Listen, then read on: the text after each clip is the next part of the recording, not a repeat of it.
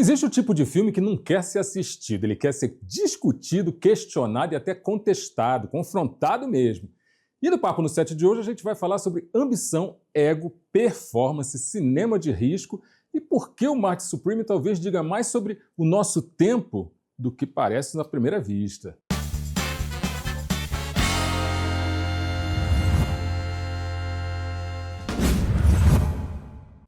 Fala, galera do bem! E é isso! A nossa viagem de hoje ela foi dirigida pelo Josh Safdie, que é o mesmo de Joias Brutas e Bom Comportamento e tal, e que nesse ano ele produziu um outro filme que está bastante atuante aí na corrida pelas premiações, que é o espetacular Se Eu Tivesse Pernas, Eu Te Chutaria. E em breve a gente vai ter vídeo aqui no canal falando exatamente sobre esse filme. Produzido pela A24 e protagonizado por um Timothée Chalamet seguramente no melhor momento da carreira dele até agora, esse longa acabou de chegar nos cinemas, cercado de muitas expectativas, buzz de premiações e uma pergunta inevitável. A gente está diante da atuação definitiva do Chalamet ou é só um exercício de estilo que divide mais do que une? Se você já assistiu esse filme, responde aqui embaixo que eu vou adorar saber. Dizem as boas línguas que Marty Supreme é assim, ligeiramente inspirado na vida do Matthew Raisman, que foi uma verdadeira lenda do tênis de mesa nos Estados Unidos, ali pelas décadas de 40, 50 e tal. Só que é importante a gente deixar claro uma coisa, isso aí desde já, não é um filme biográfico, pelo menos não tradicional. O Josh Safdie ele não está interessado na fidelidade histórica, ele está interessado em energia, em obsessão, em personagens que vivem permanentemente ali na fronteira do colapso. Aqui, para você ter uma ideia, o ping-pong não é o assunto central, ele é o campo de batalha. O filme acompanha a vida do Marty Mauser, que é um jovem de origem humilde, vendedor de sapato na loja do tio dele, que enxerga no tênis de mesa uma rota improvável para o reconhecimento, para o poder e talvez até para o amor. Só que desde o início o filme deixa claro que a gente não está assistindo à ascensão de um herói, e sim testemunhando a construção de um anti-herói, sabe? Carismático, legalzinho e tal, mas profundamente desconfortável. E é impossível a gente começar a falar de Marty Supreme sem focar no Timothée Chalamet. Aqui ele abandona completamente qualquer resquício daquele glamour juvenil e joga na cara da gente um Marty falastrão, arrogante, inseguro, sedutor e, na maioria das vezes, insuportável. E o que impressiona não é só a transformação física, a postura, o olhar, o ritmo corporal, mas a maneira como o Chalamet constrói esse personagem que quer desesperadamente ser amado, mas que age o tempo todo ali para jogar todo mundo para longe dele. É impressionante. E em vários momentos o filme parece que provoca o espectador. Tipo assim, até onde você está disposto a torcer por alguém desse jeito? Sabe? Não é uma atuação simpática, a atuação é despudoradamente corajosa e não por acaso muitos críticos já apontam o Marty Supreme como o papel mais maduro, mais arriscado e mais desprotegido da carreira do Chalamet. Talvez o primeiro em que ele aparece assim realmente despreocupado em agradar. E isso não é só no cinema, sabe? Mas no mundo atual é um gesto extremamente poderoso. O Josh Safdie, ele filma o Marty Supreme como se ele estivesse sempre atrasado, sabe? A câmera nunca descansa, o cara está sempre correndo, sempre agitado, os diálogos se atropelam, as cenas começam tarde e terminam cedo, enfim. Para quem conhece Bom Comportamento, Uncut James, por exemplo, o DNA está todo ali. Mas, diferente daquele filme, existe uma coisa nova, uma ironia mais aberta, quase carnavalesca, sabe? A estética dos anos 50 aqui nesse filme ela não é nostálgica, ela é exagerada, ela é quase caricata, mas é fascinante.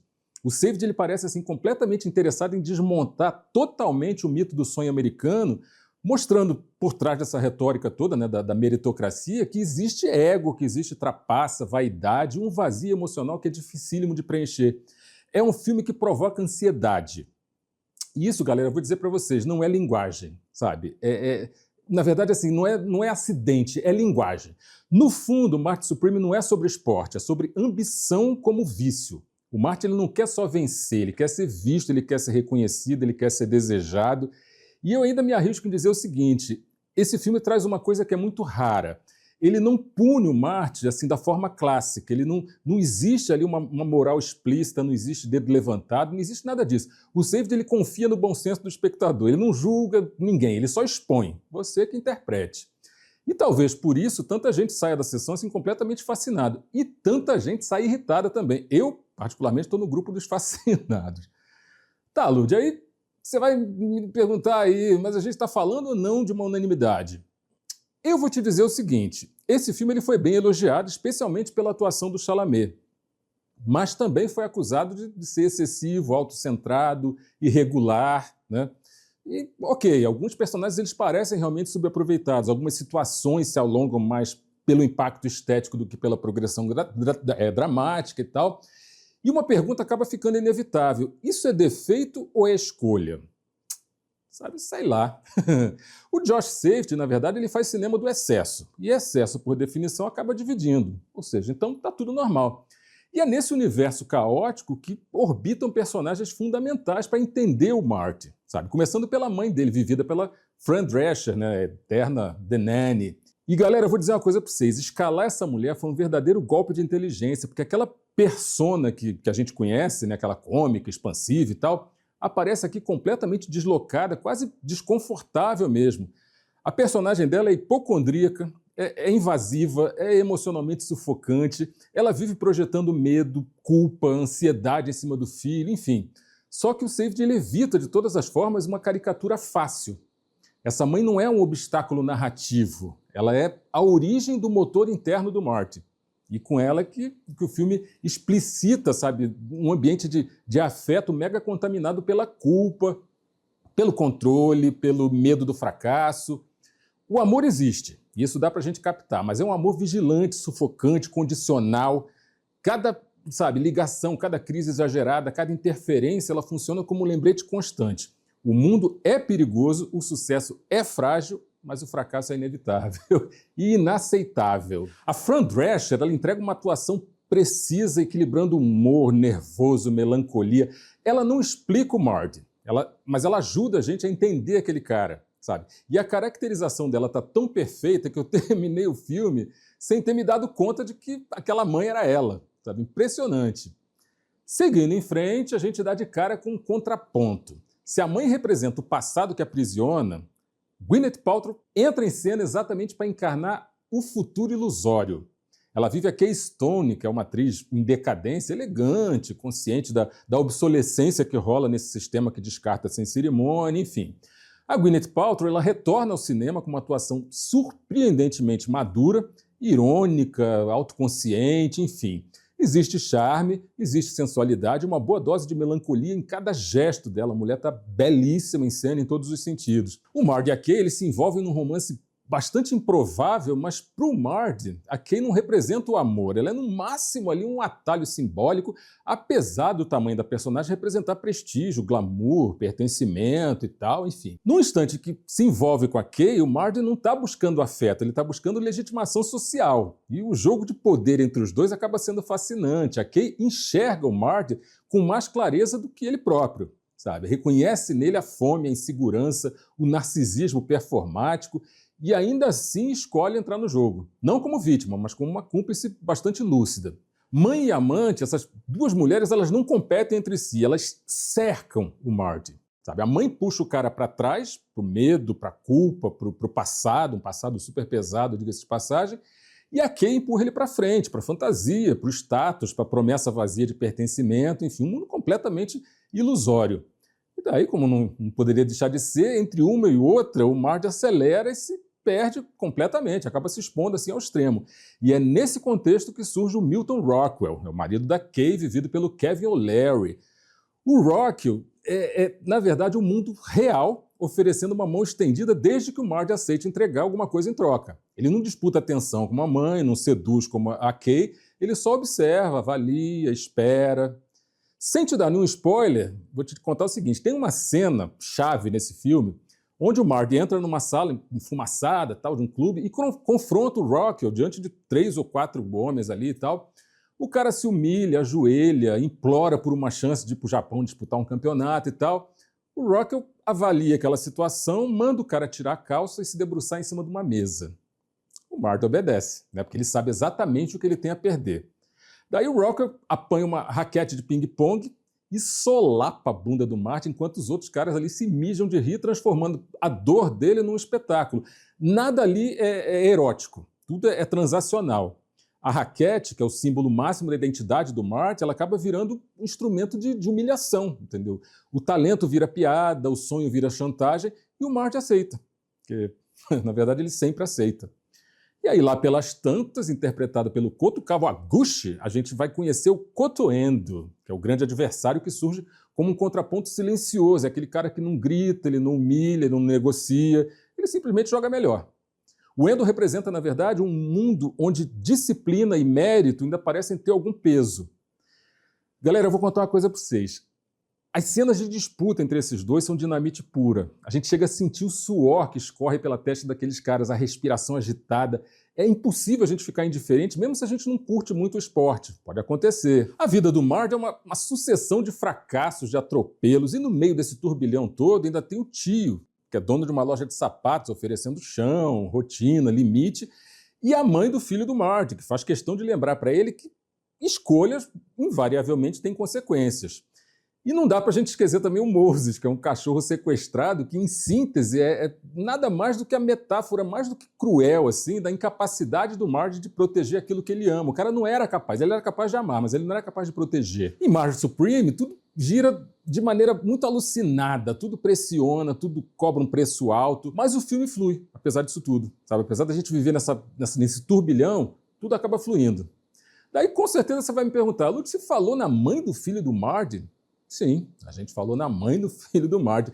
E eu deixei para falar nela por último, porque a Rachel, né, personagem da Odessa Zion, é a grande fissura emocional desse filme. Mesmo quando a gente pensa que ela se perdeu em algum lugar da narrativa, porque tem um determinado momento do filme que ela some um pouquinho de cena, ela fica um pouco esquecida, mas, né, de repente ela volta.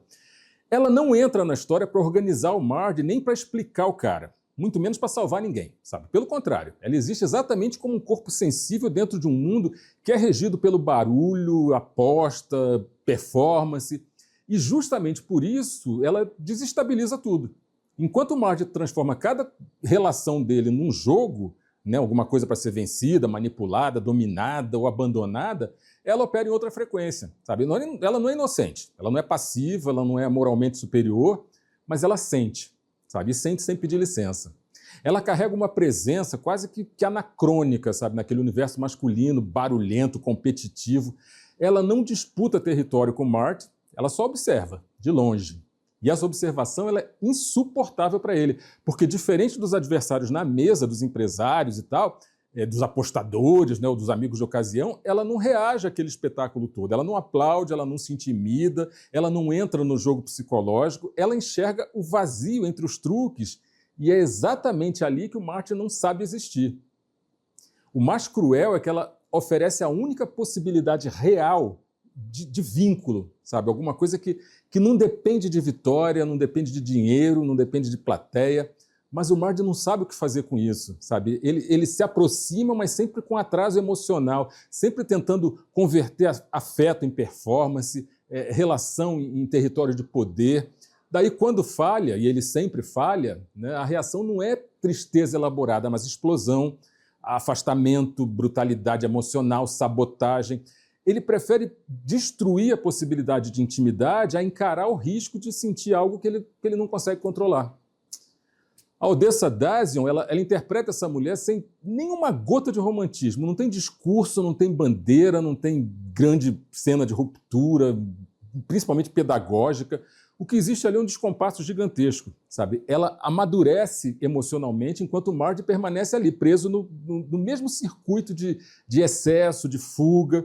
E isso faz dela uma espécie de espelho invertido, sabe? Tudo que o Marty poderia ser se ele tivesse parado e tudo que ele escolhe não ser. Quando a gente pensa assim no choro final do Marty, né, diante da figura do filho ali e tal, a personagem da Odessa, ela ganha ainda mais peso retroativo, porque ela foi, ao longo do filme inteiro, a primeira chance real de humanidade e que foi desperdiçada.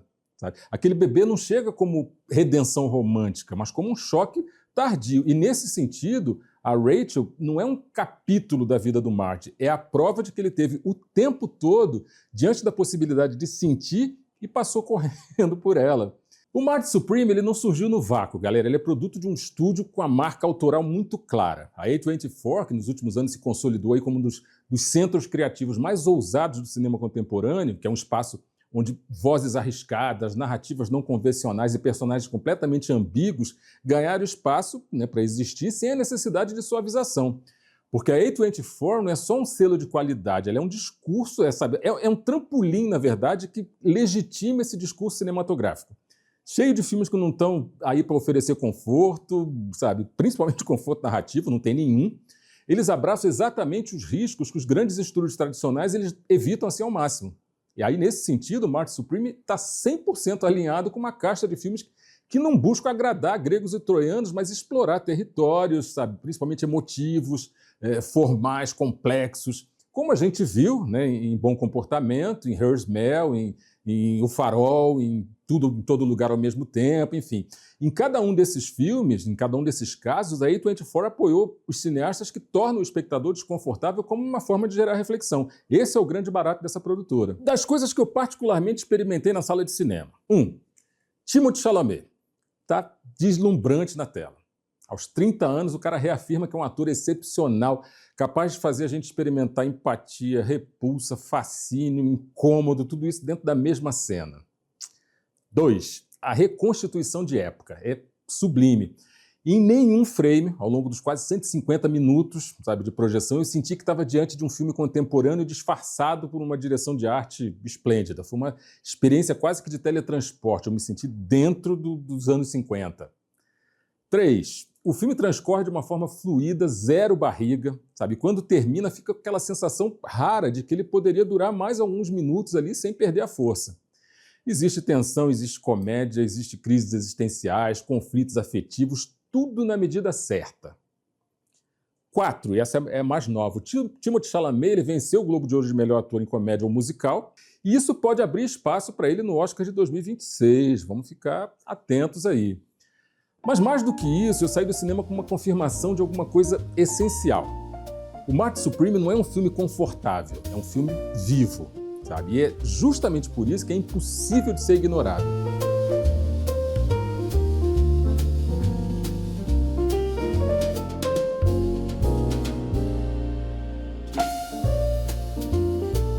E a gente se vê no próximo set.